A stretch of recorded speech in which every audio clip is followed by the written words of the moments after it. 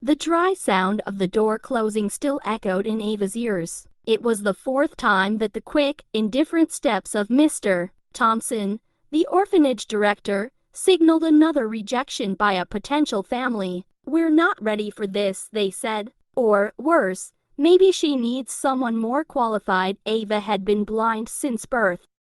At 9 years old, she had grown used to goodbyes before even experiencing a proper welcome. Sitting in the corner of the St. Hope Orphanage community room, she clutched her cloth doll tightly. It was faded, with loose yarn hair. Ava's world was built of sounds, smells, and textures, and at that moment, everything screamed loneliness. As Ava sought comfort in the familiar fabric of her doll, the sound of unfamiliar voices cut through the air. They belonged to men. One had a deep, calm voice that seemed to flow like honey. The other spoke with enthusiasm and a slightly nervous tone, as if trying to fill every silence.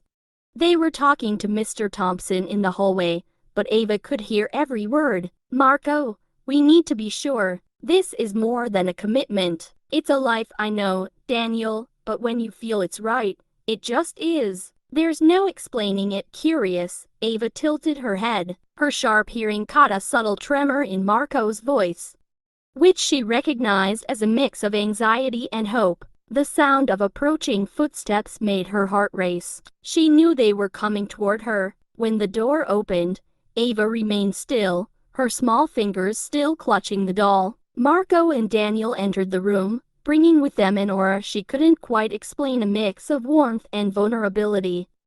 "Hi, Ava," Marco said, kneeling beside her. His voice was now softer, filled with care. Daniel stood nearby, watching. He didn't speak at first, but his heavy breathing betrayed his emotions. Ava turned her face toward Marco and asked, "Are you going to leave too?" The question hit Marco like a punch to the gut.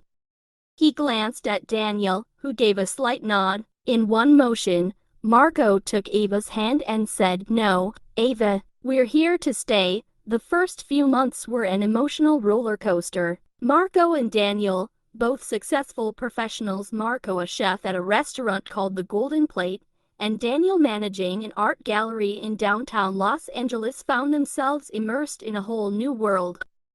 From medical appointments to home adaptations, they faced challenges they had never imagined. Ava, in turn, began exploring her new home. Despite her blindness, she had an insatiable curiosity. With her hands, she mapped every corner of the house, feeling textures, shapes, and scents. But there were also moments of silence. Not the silence she knew and accepted, but one filled with tension, rising when her dads tried to hide their fears and insecurities. One evening, as Marco washed dishes and Daniel worked on emails at the dining table, Ava quietly walked in. She could hear the running water and the clatter of plates. "Are you afraid?" Ava suddenly asked, breaking the rhythm. Marco nearly dropped a plate. He turned to Daniel, who looked up from his laptop surprised. "Afraid? Why, sweetheart?" Marco replied, trying to sound casual. Ava frowned. "Because you always stop talking when I walk in, and because you walk slower near me. Like I'm going to fall." Daniel got up and walked over to her, kneeling so they were at eye level. He placed a hand on Ava's shoulder and said, "We're not afraid of you, Ava. We're afraid of not being good enough for you." Ava was silent for a moment, then smiled. "You're good for me. You just have to let me help you too." And so began the transformation. Ava taught Marco and Daniel to see the world in a way they never imagined. Over time, they realized that the limitations were more in their own minds than in Ava's life. On a special day, Marco took Ava to his professional kitchen for the first time. He described each ingredient, and she used her fingers and sense of smell to identify spices, vegetables, and meats. "You cook with your eyes, Papa Marco." "I cook with my heart," she said, making him laugh emotionally. Meanwhile, Daniel introduced Ava to tactile art. He commissioned 3D sculptures of famous works so she could feel every detail with her hands. But not everything was easy. One afternoon, during a park outing, a group of kids made cruel comments about Ava and her dads. Daniel was furious, while Marco tried to mask his pain. Ava, however, just smiled. When they got home, she said, "People are afraid of what they don't understand. It's up to us to show them there's nothing to fear." The turning point came when Ava was invited to participate in a school essay contest. She wrote about her family, two dads, one girl, and a house full of love. Her story went viral, sparking a wave of support but also attracting criticism and online attacks. Marco and Daniel were devastated, but Ava stood firm. "You taught me to be brave. Now it's my turn to teach you." In the years that followed, Ava not only transformed the lives of her parents, but also of everyone around her. Her story became a symbol of resilience and unconditional love. And in the end, as they sat together in the garden, Marco said, "Ava, it was you who adopted us, not the other way round." She smiled and replied, "Adoption is about opening your heart, and that's something we did together." Days felt lighter at Marco and Daniel's house after Ava's arrival. Despite the challenges, there was a sense that they were learning to function as a true family. But human relationships, even the most loving ones, are never linear. Conflicts arise, fears resurface, and life often tests even the deepest bonds. It all started with a simple invitation. Ava's school was organizing a cultural night for families, where students would present artistic works that represented who they were. Ava was thrilled, although she was new to the school. She had quickly made friends, charming classmates and teachers with her kind and insightful way of seeing the world. "Papa Marco, Papa Daniel, you have to come. I'm going to recite a poem I wrote," she said, beaming as she ran her fingers over the braille text in her school planner. Marco and Daniel exchanged glances. Both were excited but also apprehensive. While supporting Ava was non-negotiable, they feared the exposure. It was one thing to be a family at home. It was entirely different to face curious or judgmental looks at a public event. "Of course, we'll be there, sweetheart," Marco replied with a smile. But Daniel remained silent, his mind wandering to all the possibilities. On the night of the event, the school auditorium was packed. Families filled every seat, and the sound of laughter and chatter filled the air. Ava was backstage, feeling the texture of the braille paper on which she had written her poem. Marco and Daniel sat in the front row, trying to mask their tension. When Ava's name was called, a brief silence fell over the room. A blind girl accompanied by two men holding hands was an image that broke from convention. But Ava didn't hesitate. Confident, she walked up to the microphone and began her recital.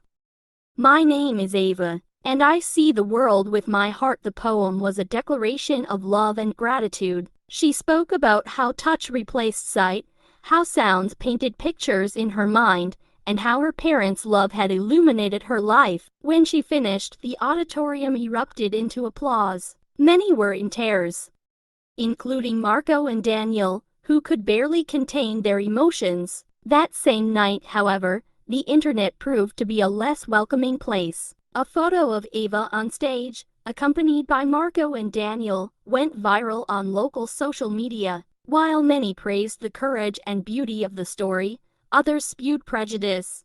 Cruel comments surfaced, questioning the ability of a homosexual couple to raise a child and criticizing their lifestyle. Marco was devastated. He knew prejudice existed, but seeing it directed at their daughter felt like a stab to the heart. "Maybe we exposed Ava too much," he said, holding his phone and reading the comments aloud.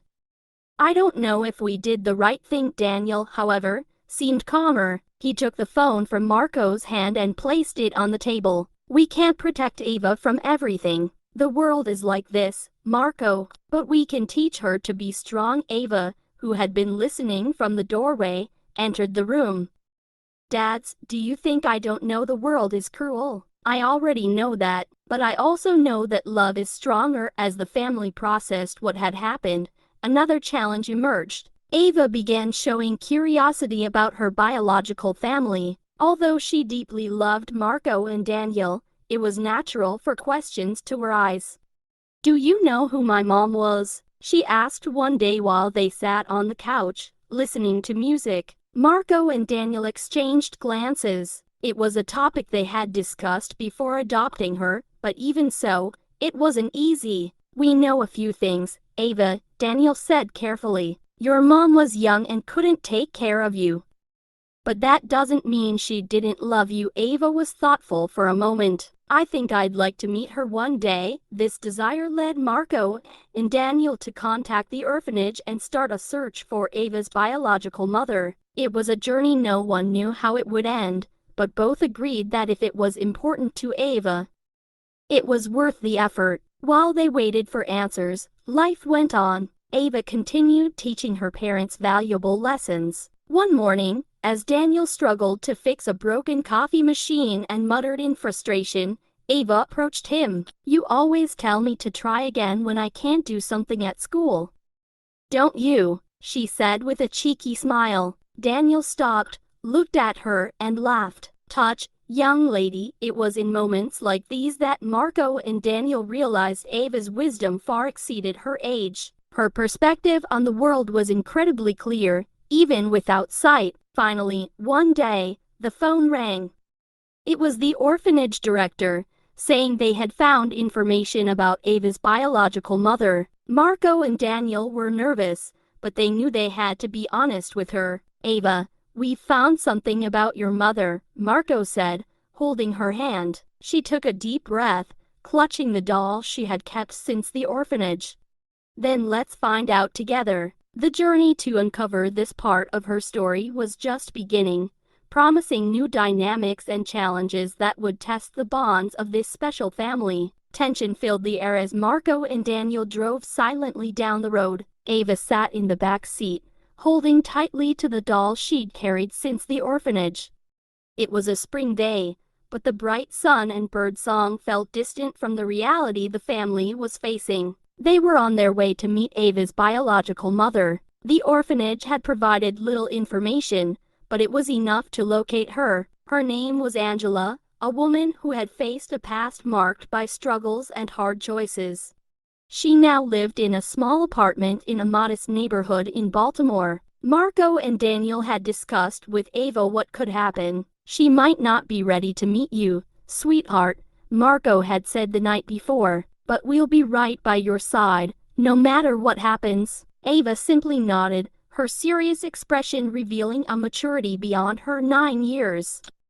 Inside, she felt a mix of anxiety and hope. She didn't know exactly what she wanted to find, but she felt this piece was necessary to complete the puzzle of her story. When they arrived at the weathered brick building, Marco parked the car and looked at Daniel. Both took deep breaths. "Ready?" Daniel asked, turning to Ava. "Ready," she replied, clutching the doll to her chest. They climbed the creaky stairs to the 3rd floor. Marco knocked on door number 302. The sound of footsteps on the other side made everyone's hearts race. When the door opened, a thin woman with tired but warm eyes appeared.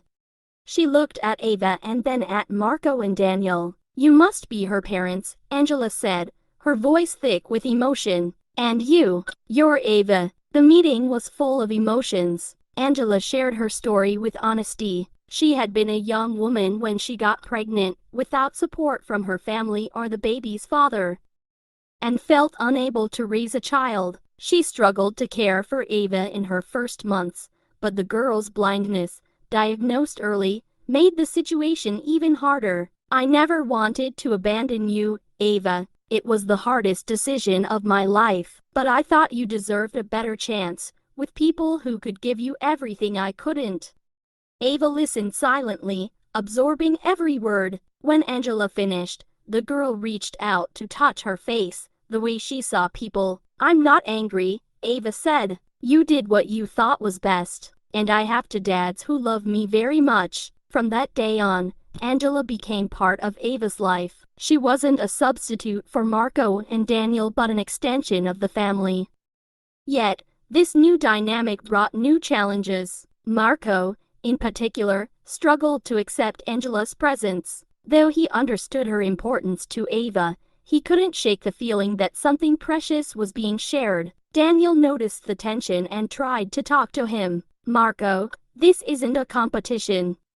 Ava has room in her heart for all of us. I know, but it's hard. We've spent so much time protecting her, and now it feels like we're handing part of her over to someone else. We're not handing over anything. We're giving her the right to know her own story, and that just shows how much we love her. Marco knew Daniel was right, but the vulnerability lingered. Meanwhile, Ava continued to amaze everyone. One day, during a school meeting, she raised her hand and asked a question that left the teachers speechless. Why are people so afraid of what's different? The room went silent. Her teacher, a seasoned woman named Mrs.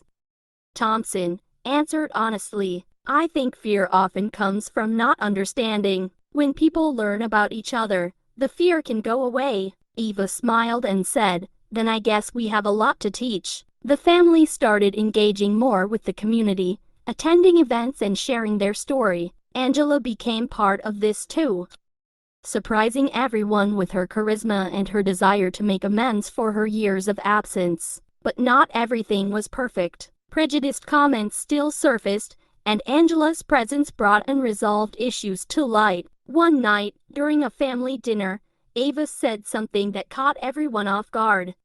You know I'm really lucky, right? I have two dads and a mom, but the most important thing is that I have love. Angela, Marco, and Daniel exchanged emotional glances. It was as if Ava had summarized everything they were trying to build. But life doesn't stop testing those who dare to love. An anonymous letter was sent to Ava's school, criticizing her family and insinuating that a child in such a situation couldn't grow up healthy. The principal called Marco and Daniel to discuss it. We're investigating the source of the letter, but we wanted you to be aware, the principal said with a concerned tone. Ava is a brilliant student, and this shouldn't affect her experience here. Marco felt his anger rise, but Daniel held him back. Thank you for letting us know. We'll handle this at home, Daniel said. That night, as they discussed how to protect Ava, the girl herself walked into the room. You know I don't care what people say, right? She said with a calm smile. As long as you're with me, I know I'm safe. It was yet another display of Ava's wisdom, her uncanny ability to bring peace to those around her. But the issues raised by the anonymous letter were far from resolved, promising new challenges for the family to face together. The following days were marked by a mixture of tension and reflection. Marco and Daniel were determined to protect Ava but also understood they couldn't shield her completely. Ava, with her courage and wisdom, insisted on continuing to live her life as she always had, facing challenges head-on. At school, things weren't entirely smooth. While Ava continued to excel both academically and socially, there was a subtle undercurrent of discomfort among some parents. The school principal, Mrs. Bennett, called a meeting with Marco and Daniel to address the situation. Ava is an exceptional student, and our staff is committed to ensuring she has a safe and welcoming environment, said the principal. But we need to address some prejudices that have arisen among the parents. Marco crossed his arms, clearly upset. And what do you plan to do about it? He asked firmly. We're organizing a workshop on diversity and inclusion for parents and students, Mrs. Bennett replied. We'd like to invite you to share your story. We believe it could help educate and raise awareness within the community. Daniel glanced at Marco, who appeared hesitant. Finally, he spoke. We'll do it. It's not an easy thing to share, but maybe it's exactly what we need to combat this prejudice. Meanwhile, Angela was dealing with her own inner conflicts. While she was happy to be part of Ava's life again, she often felt she could never make up for the years she had missed. One evening, during a family dinner, she opened up about her feelings. Sometimes I wonder if I made the right choice by coming back into your lives, Angela said, her eyes brimming with tears. I'm afraid I'm making things harder for Ava. Ava, listening intently, took Angela's hand. You're not making anything harder. You're a part of me, just like my dad's. And I want you here. Marco and Daniel silently agreed, realizing that Angela's presence was indeed an essential piece of Ava's life. Slowly, they too learned to welcome her as part of the family. The day of the workshop arrived. The school auditorium was packed with students, parents, and teachers, eager to hear what Marco, Daniel, and Ava had to say. As they took the stage, the murmurs quieted, and a respectful silence filled the room. Daniel began, sharing how he and Marco had decided to adopt Ava and the challenges they faced as a gay couple. Marco, more emotional, spoke about their unconditional love for Ava and how she had transformed their lives. Then Ava took the microphone. Her clear and confident voice filled the auditorium. "I'm blind, I'm black, and I have two dads. That makes some people think my family is different. But what really matters is that my family is full of love. And love is something we all need." The auditorium erupted in applause. Many parents who had previously harbored reservations were deeply moved by Ava's words. The workshop didn't erase prejudice overnight, but it planted seeds of change. However, not everything was resolved with applause. Some parents continued to oppose them openly, sending more anonymous letters and thinly veiled threats. Fearing for Ava's safety, Marco and Daniel considered transferring her to another school.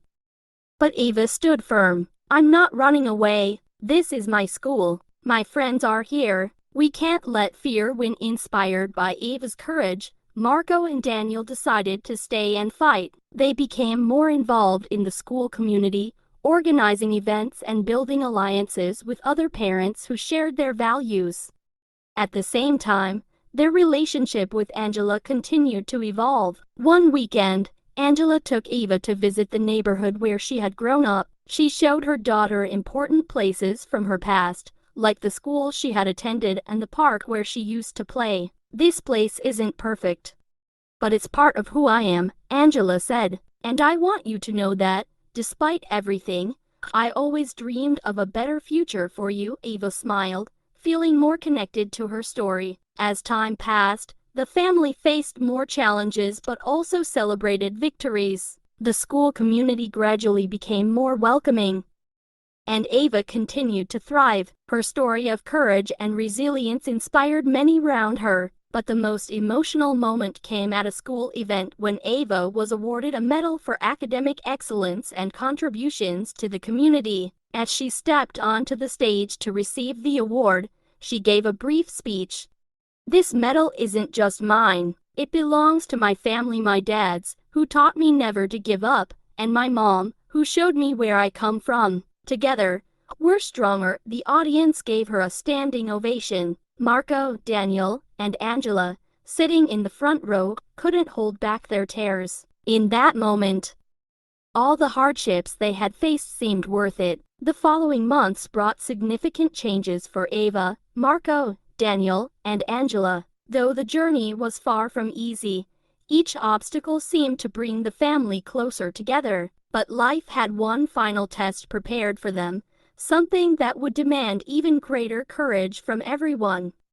It all started with an unexpected meeting at school. Mrs. Bennett asked Marco and Daniel to come in, saying there was something important to discuss. When they arrived, the principal was accompanied by a man in a suit who introduced himself as a lawyer from a local organization fighting for equal rights.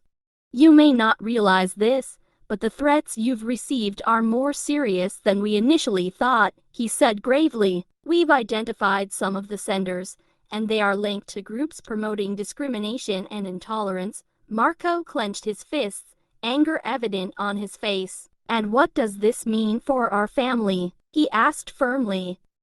"It means we need to take legal action," the lawyer replied. "But it also means that Ava and your family are more vulnerable than ever." The conversation was a shock to everyone. Back home, Marco and Daniel discussed how to protect Ava without compromising her freedom and happiness. Ava, overhearing everything, walked into the room with a determined expression. "I don't want to live in fear," she said. "If these people think they can stop me from being who I am, they're wrong." Daniel smiled at his daughter, moved by her strength. "We're with you, Ava." Always the situation brought the family to a moment of introspection and even greater unity. Angela, now fully integrated into the family dynamic, suggested they do something symbolic to show the community they would not be intimidated. That's how the idea of a community event was born, a festival to celebrate diversity. They worked tirelessly to organize the event, with help from friends, neighbors, and Ava's school. On the day of the festival, the local park was filled with people all ages and backgrounds. There was music, food, and activities for everyone. At the center of it all, a stage was set up for speeches and cultural performances. Ava was the final speaker. When she stepped onto the stage, microphone in hand, the park fell silent. "This festival is not just a celebration," she began. "It's a statement. Yes, we're different, but it's exactly those differences that make us special. Love is what brings us together, and it's stronger than any prejudice or hate." Ava's words were met with warm applause. Marco and Daniel, watching from the crowd, couldn't hold back their tears. Angela, standing beside them, beamed with pride. Despite the event's success, the fight against prejudice was far from over. However, the family now had something that once felt unattainable: a community by their side. Neighbors who had once kept their distance began reaching out. The school implemented new policies to combat bullying and promote inclusion. Most importantly, Ava continued to be a shining example of courage and resilience to everyone around her. The final major challenge came when Ava received a letter inviting her to participate in a statewide essay contest. The theme was what it means to be part of a family. Ava spent weeks working on her essay, carefully revising each word. When the day of the contest arrived, she was nervous but confident. A few weeks later, the family received the news: Ava had won. Her essay would be published in a statewide newspaper, and she was invited to read it aloud at a special ceremony. At the ceremony, Ava read her essay aloud. She spoke about how love had shaped her family, the challenges they had faced together, and the strength they had found in one another. When she finished, the audience was silent, many with tears in their eyes. Then, the applause came loud and heartfelt. The ride home that night was filled with a sense of peace. As Marco drove and Daniel gazed out the window, Ava held Angela's hand. "Do you think we've won?" she asked. Angela smiled. "Winning isn't something that happens all at once. It's something we build every day. And you, my dear, have already won in more ways than I can count." Marco and Daniel nodded in silent agreement, knowing that despite all the adversities, they had found what mattered most: a family united by love.